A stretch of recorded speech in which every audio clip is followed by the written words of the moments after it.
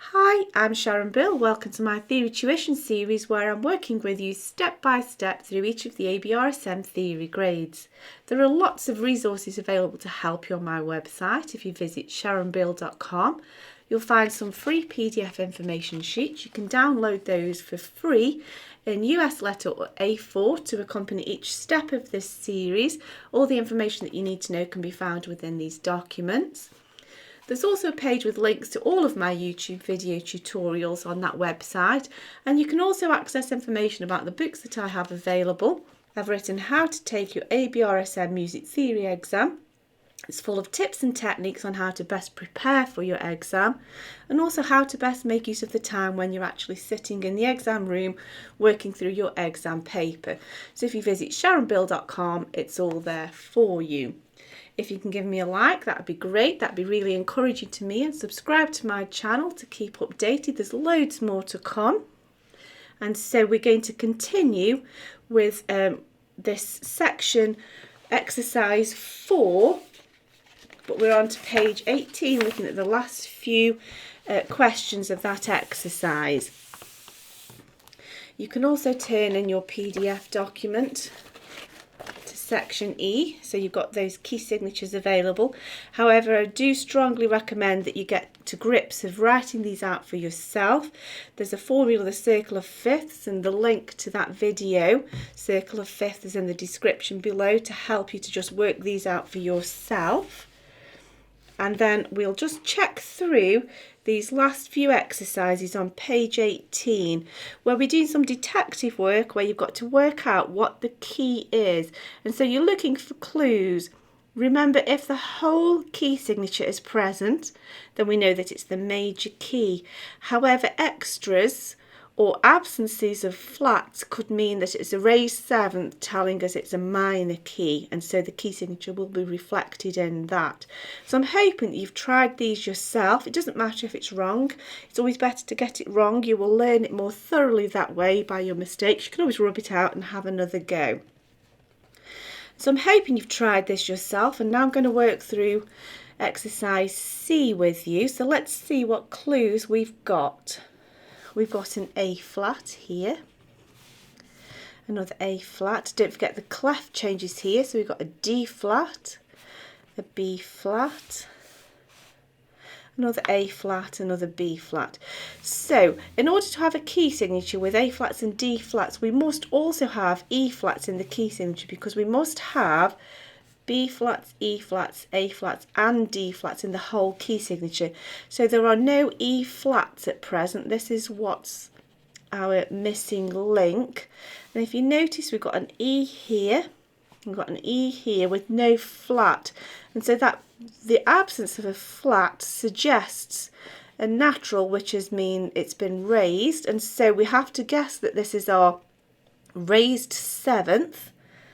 And so if E is our raised seventh, the eighth, our tonic note, is F, meaning we are in F minor. And if you check on your key signatures, you know that F minor is related to A flat major, which will have these 4 flats present in the key signature. And so we know we're correct in suggesting that this is F minor.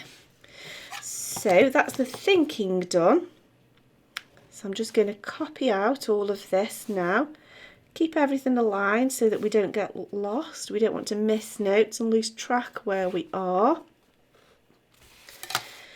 So we start off in the bass clef.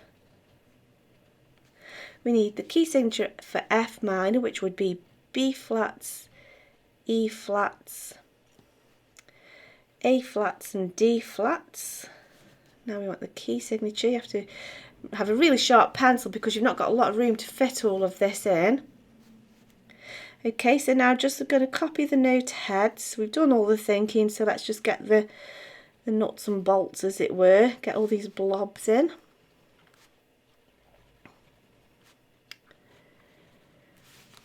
Now we need to change clef here, and then carry on, just copying. So the key signature deals with everything at the moment. However, we're going to have to address those raised sevenths of the E naturals, but I'll come to that in a moment when everything else is in place. You can tackle it in any order you like, really. So let's get these stems. Double check as we go. So everything is included in the key signature apart from, we don't want this represented as an E flat, we need it to be a natural, so we'll need to cancel the flat out with a natural sign. Same scenario here. Just check there are no more E's. There we go. And so now we've got our key signature present and correct, and when we've got our raised seventh showing the E naturals as well. There we go. Let's have a look at the next one. So if you haven't tried this on your own, do so now and then re-access into the video. So we have a C sharp, just be careful you get your clefs correct, a D sharp, an A sharp, G sharp, C, A, an F sharp, G, A, C sharp. So we've got everything here. So we've got an F, C, G, D, A. The full key signature is present and correct with no unexplained absences or extras, and therefore we're in the key signature of that major key, which is B major. No unexplained raised sevenths there or missing notes that need to be explained. So that's a nice simple major. And so all we need to do now is copy the note heads, but this time with a key signature. So our clef, key signature, F, C, G, D, A, time signature, and off we go. So now we just literally copy and blobs. This is the nice easy bit. I'll go quickly, make sure it's neat and tidy. Use a ruler if you feel that you need to. Remember, in the exam paper it does say marks may be lost if your work isn't neat and tidy, if any answers are obscured by messiness. That's why we always work in pencil.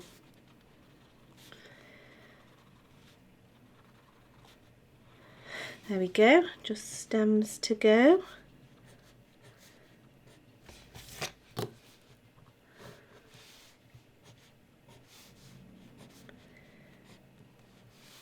That perhaps needs to be a little bit more joined up. There we go. But there's no need to add any extra accidentals because the key signature takes care of everything. Everything's accounted for in that key signature. So most of that was just copying once that initial thinking process was done. Okie dokie. Now if you're not confident with the alto clef for this next one, just jot down the letter names first. So anything with a sharp, we'll just jot the letter name down. So here, if you're not sure, count down an octave. 1, 2, 3, 4, 5, 6, 7, 8. That takes us to D, so we know that's a D sharp, an octave higher than we've counted. Another D sharp there. One down means we've got a C sharp. Still more C sharps there. We have a C, E, G sharp.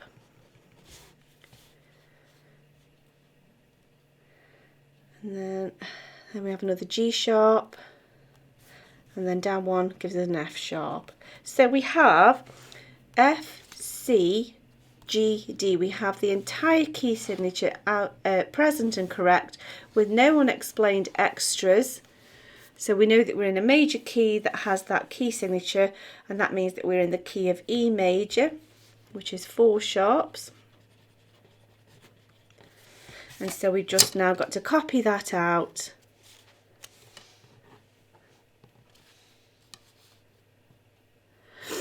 But this time we can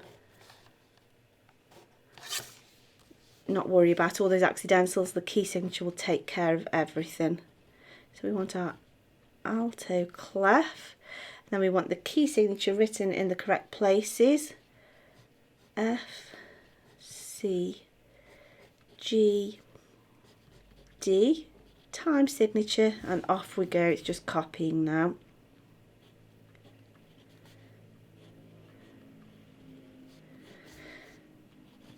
I'll do the stems afterwards. Let's just get the note heads in.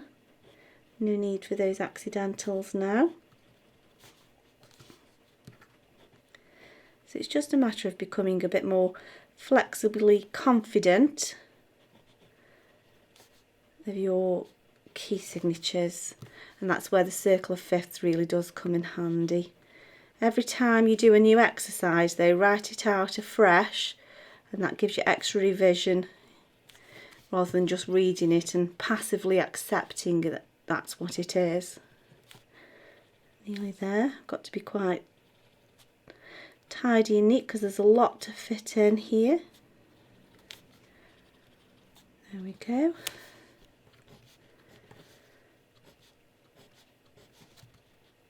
That one's dotted.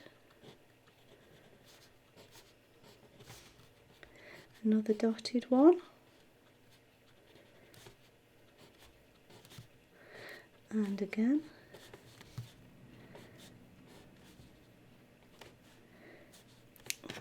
It's a bit too low. It begins and ends on the same note, so it should be a straight line. Dotted at the end. There we go, etc. There we go, that's all the thinking done for that. And that's that exercise complete now. That's that section complete. I do hope that's been helpful to you. If you can give me a like, that would be really encouraging to me, and subscribe to my channel to keep updated. Please do make use of those PDF documents available on my website, and also check out the YouTube video tutorial about the circle of fifths you'll find in the description below. Thanks for watching, and I'll see you next time. Bye!